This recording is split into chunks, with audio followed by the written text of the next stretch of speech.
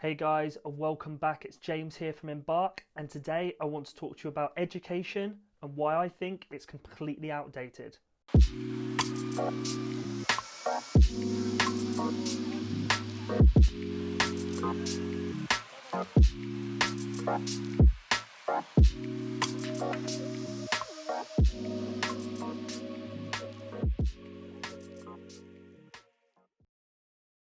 Everyone knows education is fantastic.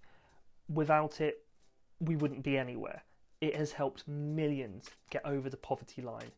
But in modern countries, has it now become a little bit outdated? I think so, and I'm going to tell you why.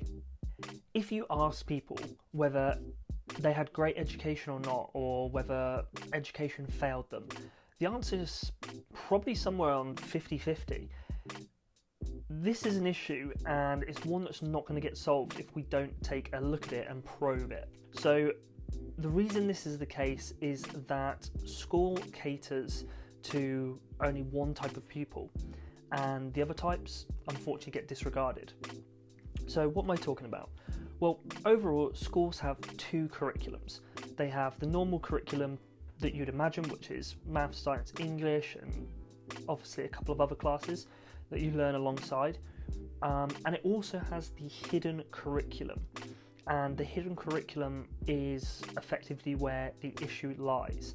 The hidden curriculum is the socialisation of children.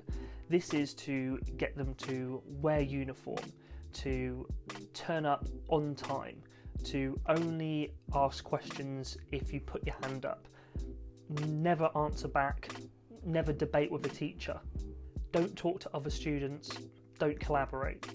That's effectively the hidden curriculum. It's a socialisation of children. Do the classes you're told to do and only learn the curriculum that they spoon feed you.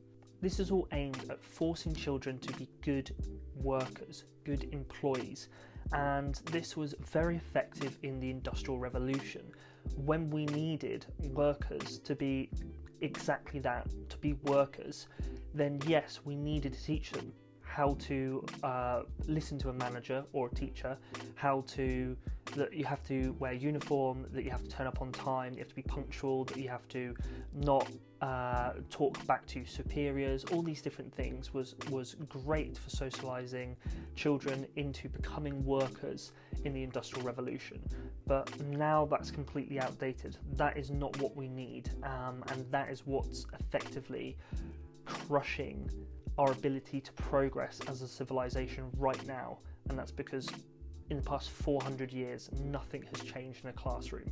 You still have 30 kids in a classroom, lined up on desks, writing, listening to teachers and just writing stuff down and memorizing it, and when it comes to tests they just regurgitate it, get some grades, move on to the next stage. That's not helping anyone, and it needs to change.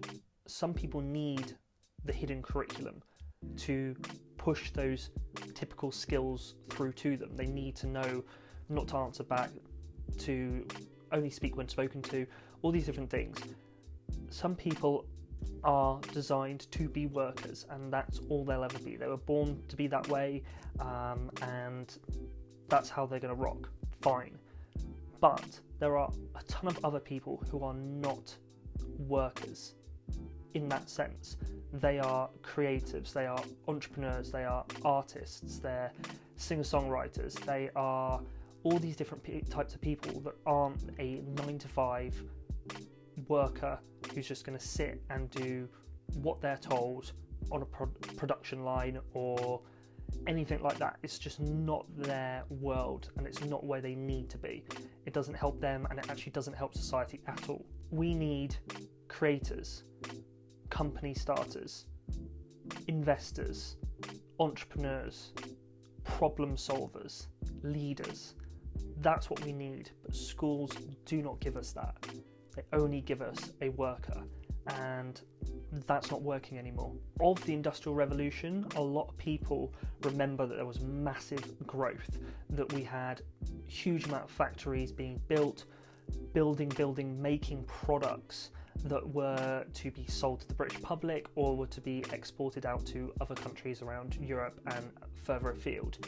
And that's all they remember. But what a lot of people don't remember is that a lot of the time there was riots on the streets of small towns and cities from workers who had lost their jobs.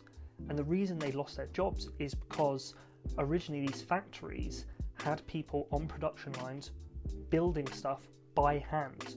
And then when the Industrial Revolution happened and these factories turned, there was more investment into machinery and robots and automation, and that took those jobs away.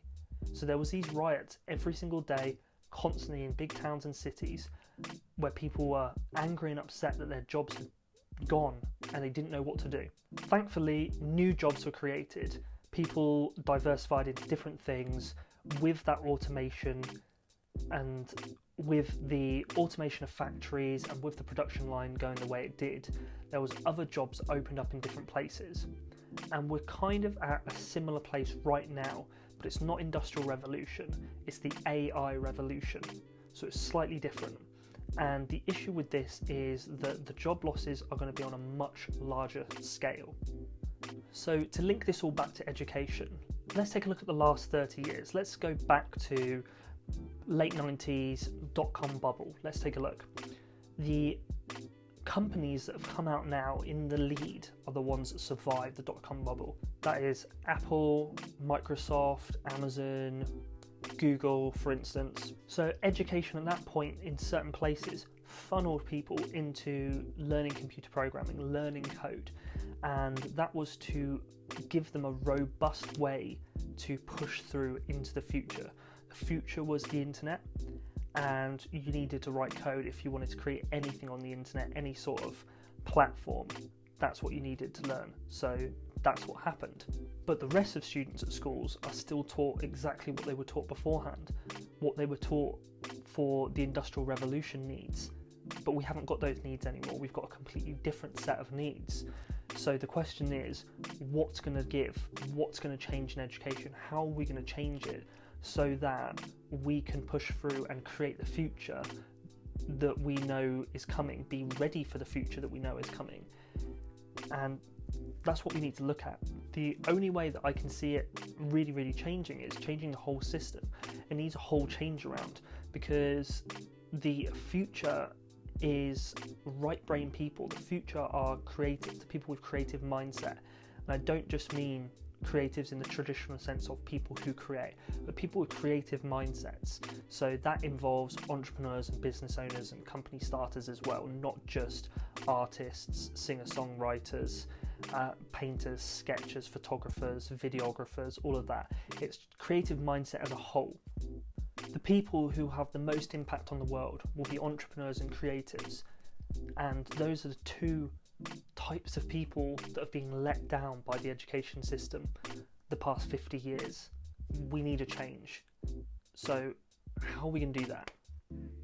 The hidden curriculum teaches us to conform. We need to be different.